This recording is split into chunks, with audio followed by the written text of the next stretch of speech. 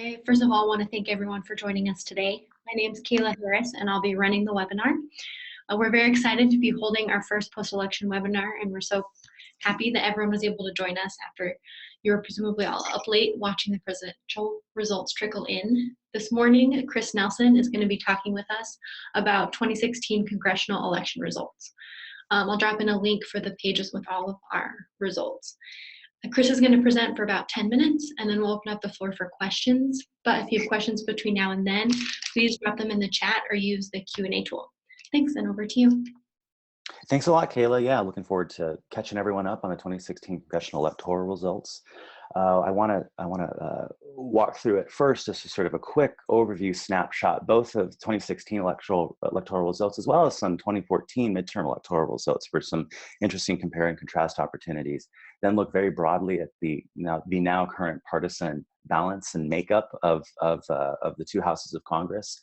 I want to specifically also look at the top 10 races to watch in the congressional space that Ballot Pete identified before the election. And then in the end, I want to look at some specific applications, particularly how does all this stuff affect the Supreme Court vacancy left by Scalia's death and the outstanding Merrick Garland nomination. Where does that stand? Where do these results leave us relative to that?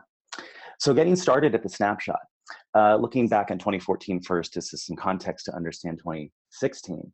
In 2014, there were actually a number of net seat changes. 22 Democrat seats became Republican seats, 13 in the House, 9 in the Senate, and one of the chambers flipped. The Senate went from Democrat to Republican. Interestingly, in terms of incumbency re-election rates, there were 393 incumbents re-elected, just a little over 94%. In terms of fresh faces, how many were brand new altogether? 87. Compare and contrast that with 2016. Smaller net seat change, 8 Republican seats became Democratic seats, 7 in the House, 1 in the Senate. Actually, interesting thing is there's actually a number that are still too close to call, still undecided. In terms of incumbency, we had 47 retirees. We have a number of incumbent losses. And again, we've got some that are still a little too close to call. But I think the really interesting thing to highlight here is that we have almost 97% re-election rate, almost 408. Now, some of these numbers are going to change based on some of the undecided. But a really interesting thing to keep in mind here is how this throws a little bit of mud on the narrative that some analysts are starting to develop around this race being a race about throwing the bums out, about draining the swamp. For a lot of talk about how this was an anti-establishment election, it's very interesting that the rate of incumbency re-election was higher than it was in the most recent midterm. Looking ahead at the partisan breakdown before and after the 2016 election, the U.S. Senate, interesting. Before the election, the Republicans held the majority, which they now still do, but the majority has slightly lessened. So going into the election, the Republicans held the Senate by a percentage of 54% to the Democrats 44%, with a small percentage of independents vacancies. Again, the Republicans have held the majority, but with a slimmer lead of only 51% to the Democrats 47%. Sort of a similar picture in the partisan breakdown of the House. Going into the election, the Republicans held it with a majority of 57% to the Democrats 43%, with a smaller number of independents vacancies. Post-election, the Republicans have dropped just a little bit, 2 percentage points to 55% to the Democrats 45%. Now, what's really interesting about this is, I don't know the last time this has happened, but we now, going into our post-election season, we have a Republican incoming president with 2 Republican houses of Congress, and yet we haven't seen a gain in the houses of Congress of Republicans, although they've kept the majorities. And although you'd think that with a Republican Party taking the top of the ticket, that they would bring more Republicans into the House along with them, House and Senate along with them. While they've maintained control, they've actually lost some numbers. Sort of an interesting thing to keep in mind as we analyze more of the results and as more of those undecided races come in to see how that shakes things up. So switching a little bit to the battleground races and the top 10 congressional races Ballot Pete identified to watch going into the election. Races from Nevada, Texas, Missouri, Florida, North Carolina, Pennsylvania, Maine, and New Hampshire, which is in certain cases still undecided, still being called. Of these 10, 7 of the races went to Republicans ultimately. 2 went to Democrats. and won a New Hampshire race with between Ayotte and Hassan is still too close to call, still very close indeed. So I want to walk through these 10 races in particular, just provide a little deeper context in each case. So starting with Maine's 2nd district, in which the Republican incumbent Bruce Poliquin won. It was a race primarily between Poliquin and former state Senator Emily Kane. It was a rematch actually of their 2014 race. Poliquin had defeated Kane in 2014 by a margin of about 5%. Heading into the election, polling fundraising showed a pretty tight race. Poliquin was also deemed particularly vulnerable because of the coinciding presidential election. And I think that's an interesting theme. I think going into the election, a lot of the analysis was focused around how is the coinciding presidential election going to affect these races. In a number of cases, I think there are some interesting sort of surprising things, frankly, as a result. The district actually in 2008 and 2012 went for Obama of margins of 12 and 9%. So it was very interesting to sort of see how that was going to shake out. Now, Maine is one of 2 states, along with Nebraska, that actually breaks apart its electoral college votes. And although Clinton won some of the votes, it turns out that Trump actually won the electoral college vote from Maine's 2nd district. So for those looking for a Clinton or Trump effect or a presidential effect or how it is that the top of the ticket's going to affect the congressional race, it's very interesting to note that Trump took the 2nd district, and so did Republican incumbent Poliquin. Jumping ahead to the Texas 23rd congressional district, this was another rematch. Republican Will Hurd, the incumbent, once again facing the former incumbent, Pete Gallego. Again, this was a rematch of 2014. Hurd had narrowly defeated Gallego by about 2% in the last election. Hurd was considered vulnerable, again, because of the coinciding presidential election, which is a theme we'll hear a lot about in these races. There were some who thought that Donald Trump's perceived unpopularity among Hispanic voters in the district was likely to make this very difficult for him. As it turns out, Trump won the state, and Hurd, the incumbent, ultimately held on to the seat. All right, moving to New Hampshire in the 1st district. New Hampshire is a state that sort of at the presidential election and a number of other races is still undecided. In this case, though, Carol Shea Porter has taken the seat. This is a very interesting sort of back and forth. I think this is their 4th consecutive general election battle. What was interesting going into this was that there was an independent candidate, a businessman, Sean O'Connor. He'd been self-funding, was considered by many to be a potential draw of votes away from some of the other candidates. It's interesting. I mean, Shea Porter and Ginta have basically been swapping this control of the seat back and forth since 2010, and many thought that the trend was going to continue, and sure enough, it has, with Shea Porter taking the seat. Jumping to Senate, Florida. Florida was obviously an interesting case with Marco Rubio entering after his unsuccessful presidential run and some temporizing on whether or not he would jump back into the race. And once he did, he was deemed by many a favorite. But he pretty consistently had a fairly small margin of less than 5% ahead of Patrick Murphy, the Democrat he was facing. Again, like a lot of other races, it was unclear how the coinciding presidential race was going to affect things because Obama had won by narrow margins Florida in the last 2 presidential cycles. This was a state that Trump took, and as it turns out, it probably helped Rubio as well, who ultimately prevailed. Jumping to Missouri Senate, a state that Trump also took.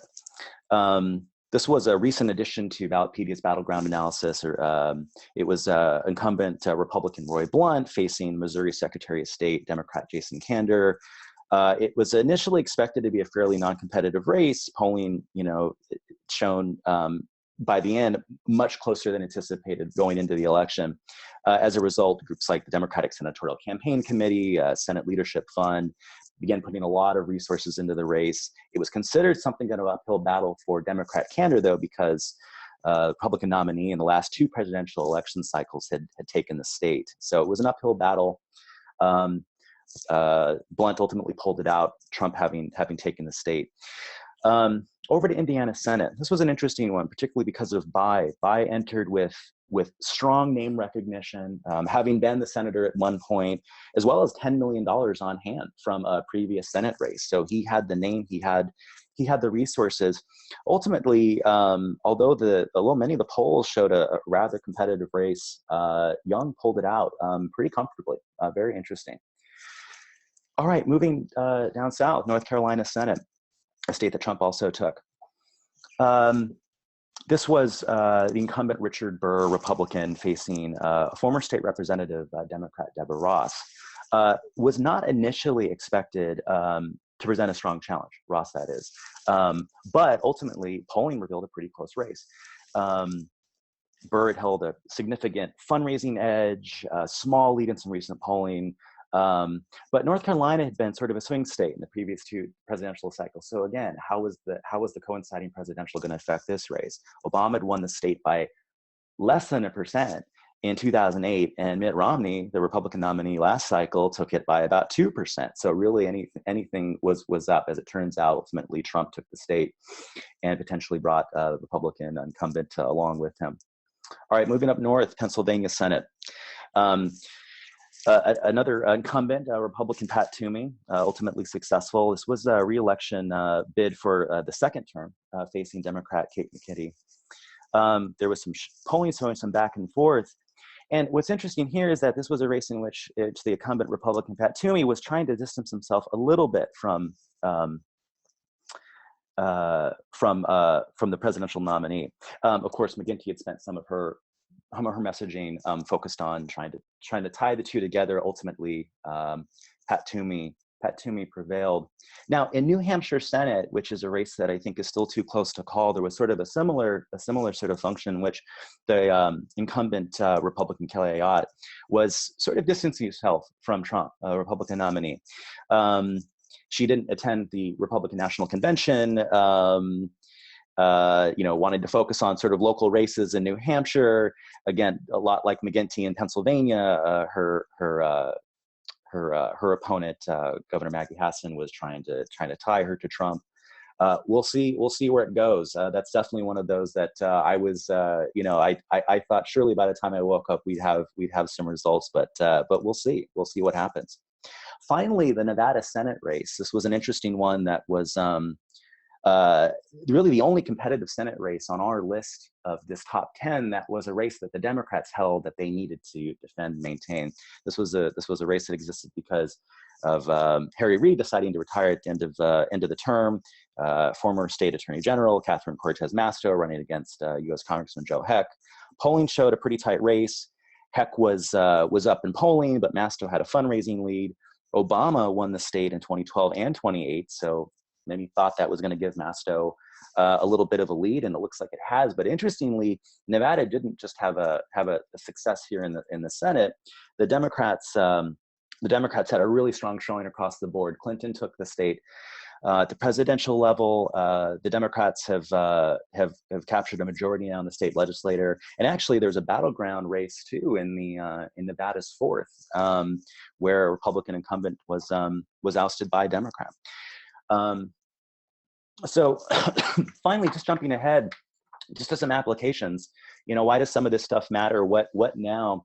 One of the big questions that was on a lot of people's mind going into this race was the Supreme Court vacancy and the outstanding Merrick Garland nomination. What's going to happen?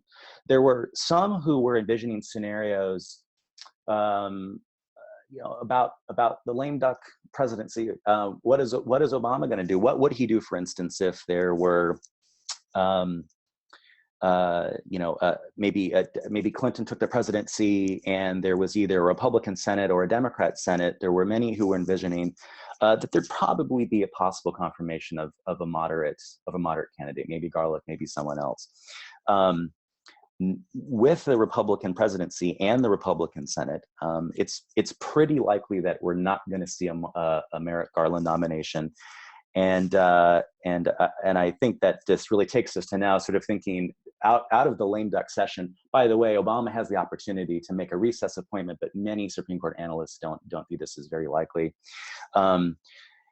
Thinking longer term, what's interesting is, again, if it had been the case that Hillary had taken the presidency and they either had a Democratic Senate or maybe even a Republican Senate, it was possible that that there could still, if let me take that back, if the Democrats had taken the presidency and the Senate, what we probably would have seen is a Supreme Court nominee. Either Garland gets put in, gets renominated, or there's potentially a Supreme Court nominee that's maybe more ideologically aligned, maybe more liberal. And the same would be true now that we have a Republican presidency with a Republican Senate. What we're probably going to see is certainly not a Merrick Garland nomination, but potentially more ideologically aligned, potentially more conservative pick.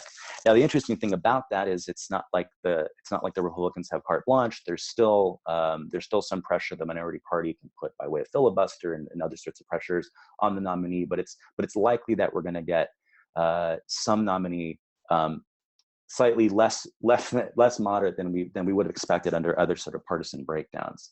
One final note on Supreme Court vacancies is that this isn't going to be the only one likely that this incoming presidency and Senate will have to deal with. Some analysts have said that we could have as many as 3 more vacancies over the course of this term, potentially, including Justices Ginsburg, Breyer, and Kennedy, potentially choosing to leave. So time will tell if that happens and what that battle will look like. But in the meantime, Kayla, I'll turn this back over to you and look forward to any questions and hopefully can answer them, or at the minimum direct you to resources on Ballotpedia to help answer those questions. Cool. Thank you so much, Chris. So I want to remind everyone that we have both a Q&A tool and a chat that you can use to ask us questions. And we actually already have a question from a viewer. They said that going into this election, Republicans were already defending a majority of the seats that were up for re-election. And all the pundits were predicting that Republicans were going to lose the Senate. Why do you think Republicans defied these odds in the Senate? Yeah, it's a really interesting point. I remember I remember thinking, Shirley, that the Senate would probably going to turn blue, that we were going to have something like divided government. And I don't know, and I have to think that the presidential Trump effect had something to do with this. I just think that I think in many of these cases, I think voters just weren't as likely to split their vote. I think that frankly Trump took more states than I think many analysts had predicted, and I think along with that, I think Senate and congressional races followed. But Sarah, I was wondering if you have any thoughts. Yeah, so this is one thing that we will be tracking over the next few days as we get the final 2. Well, I guess we'll wait on the Louisiana runoff in December, but as we're waiting for the final analysis on what happened in New Hampshire, we're going to be tracking how these statewide races, so the Senate, any Senate races where Republicans were up and the states where Trump did well across the state, we will be tracking the difference between how many votes they pooled. So it is going to be interesting. We're curious which states had a just straight coattail effect where Trump's popularity and his draw that wasn't expected last night, where that did help the Senate candidate, but also the possibility of reverse coattails. So I think we're going to see that when the final votes are tallied in Ohio, where Portman was a very popular candidate, and that may have helped Trump a little bit, and Portman may have pooled more votes than Trump did as a statewide candidate. So we will be tracking that. So definitely check back with us in the next 24 hours for that analysis. Cool, thanks. And we have another question. So a lot of other pundits and additionally Being last night said that Clinton had a almost 90% chance of winning. How do you think it happened that Trump won?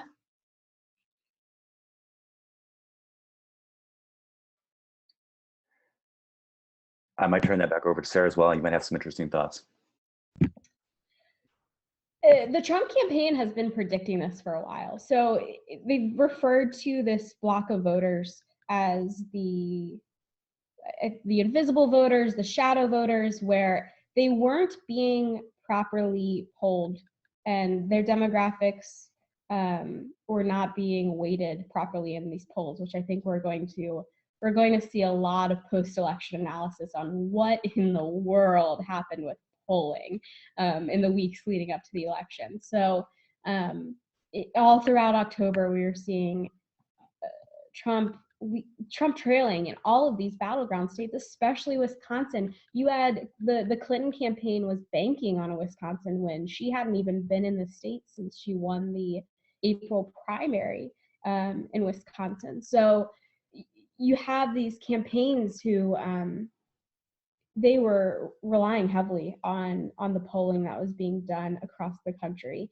And so they were not focusing their efforts in the Rust Belt states, and the Rust Belt states where trade is such a huge issue, and Trump was really hitting home with the blue collar workers in those states who have seen a lot of decrease in job opportunities over the past few decades. That's where Trump saw his biggest gains, and it just was a failure of polling. It was a failure of the new modeling techniques that have been used in recent cycles, and it also points to things we'll be tracking in the coming days as far as which demographics turned out and which didn't. So there was a large minority vote when you had President Obama at the top of the ticket. Will we see that share of the vote was smaller this time around? Probably. So it's a lot of factors, but I mean, the final analysis of this election, there are going to be some questions on how the polls got it so very wrong.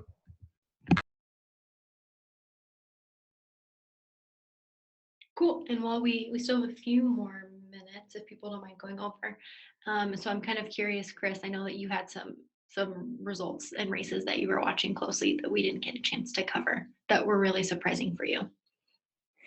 Yeah, I mean, I think one relates actually to the by Indiana Senate loss. I mean, he was again with the name recognition and the resources behind him, and again having been the senator, I think in particular, I think the analysis just showed it to be a much closer race, which it really wasn't. It kind of reminded me of the Senate election race as well, with Feingold, who in a similar position had been the senator at one point, who was back to face the incumbent Ron Johnson. And this kind of underscores some of Sarah's points about some of just the polling being off and some of the analysis being off, which was really interesting to sort of dig into and to sort of figure out why. In Wisconsin's case, incumbent Ron Johnson, who ultimately prevailed, I don't think was necessarily predicted to do so. There had been a Marquette University poll out just a few days ago that showed him, I think, at best tied, but then that started to dip, and then sure enough, he pulled it out. So it turns out that by Feingold, a number of these cases, the name recognition, although I think they have good reputations in the state, and everyone thought that this was going to work. It just, in the end, it didn't seem to. Very interesting as to why. I just don't know yet. Very, very interesting. I thought that was counterintuitive, certainly. Cool. Thank you. Cool. I'll just plug our next webinar while we see if any more questions come up. So at the top of the next hour, 10 a.m. Central, we're going to be talking about state legislative results and other state level results. So if you guys are available, please join us for that. The link is available at that event's website that I dropped earlier. And it looks like we don't have any other questions, but I want to thank everyone for joining us and for your questions. You can reach out to us, editor@ballotpedia.org. We're also on Twitter @Ballotpedia or Facebook.com/Ballotpedia. And then hopefully we'll see you all shortly for a discussion about state level results. Thank you so much, panelists, for your time, and thank you all listeners.